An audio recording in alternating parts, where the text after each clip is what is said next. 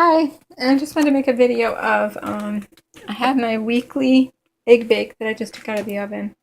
And I know I post a lot of these, and people must get tired of seeing me post these, honest to God. Um, but they're delicious. They're just really, really delicious. Hang on one second.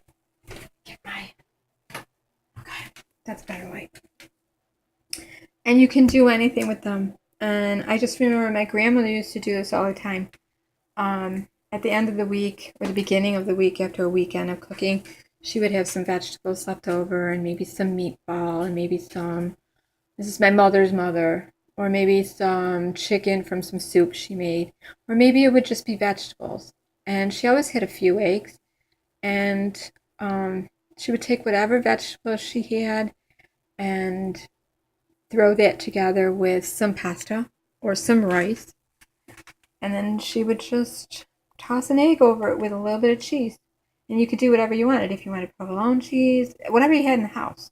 I happen to have a couple slices of provolone, so I cut that up and put it in there. I had some carrots. I had some corn. I had some broccoli left over. And I had some, let's see, I had broccoli, cauliflower, corn mix left over. And then I had a meatball mix that I made that was made with beans, garbanzo beans, mushrooms, and black beans. And it turned out really good.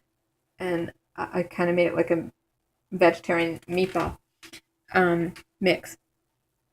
Not vegan, but vegetarian. And you just take a 13 by 9 inch pan and you butter it or you spray it with whatever. And if you have pasta and broccoli left over, or if you have pasta primavera left over, just make sure you can put your pasta on the bottom of the pan. Try to flip your vegetables on top of it. And then you can either just grate a little bit of, I'm using pecorino romano because that's what I had in the house. I grated like just a tiny bit. And I had 2 slices of provolone left, so I chopped that up and put that in there. And you got a really cool egg bake. And you just put it in the oven at 400. Just pour about 6 eggs for like a 13 by 9 inch pan. If you have large eggs, do about 6 eggs. And you can use egg whites too. You don't have to use the yolk. And if you're using egg whites, you can just really beat them up good with a little bit of, you can use almond milk if you wanted to. It doesn't matter. You can throw water in it and just really get it frothy. And at 400 for a half an hour to 35 minutes till your toothpick is clean. And then you could cut these up and package them. And you could either eat a piece for morning for breakfast or a piece for lunch or for dinner. And you have, it's really a good budget meal. And then you have a whole week's worth of food right there. So I wanted to finally do a video on why I always post my egg bakes, because they really stretch far.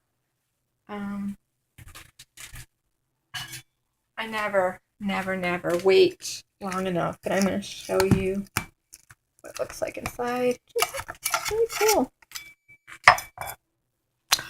I know a lot of people make these. I cut weird. I've always cut weird. I cut like big pieces. But you don't have to cut small pieces. You kind of gotta let it set. When it pulls away from the pan like that, it's done. So it's a little too hot to be cutting up. I don't want to mess it up, but you just cut it up and you got a nice piece of cold or hot. Cold or hot. You could put, if you have a little leftover sauce, you could throw that in there. If you had a bechamel sauce or Alfredo sauce, you could throw that in there. Anything goes. If you don't have pasta, if you have rice, if you have quinoa, if you want to put that in there. I made it with an amaranth grain that I had left over. Turned out really good. Throw some of your wild rice in there, your yellow rice, whatever. I throw different kinds of pasta together. I have a little ditalini and shell left over and a little thin spaghetti from 3 different things that I made, so I just popped it all in there. But you could totally make it gluten-free by just doing rice or potato, too. I've done that, too. Whatever you have. Pour your egg over it. And got a main course for a meal for either lunch or for dinner or for breakfast. I tend to eat this kind of stuff for breakfast because it's just like a big piece of pizza egg bake. And then I've gotten my like pasta in early in the morning so I can still run off calories. Cause it's dangerous to eat pasta for me after. Okay, as I'm getting older, eating pasta anytime after 3 in the afternoon is no good. So eat your carbs and your starchy fiber carbs, your slow carbs and your fast carbs early in the day, and then just stick to protein at night. So that's what I do, and I hope you'll try this. 400 for 30 to 35 minutes. Okay, take care. Bye.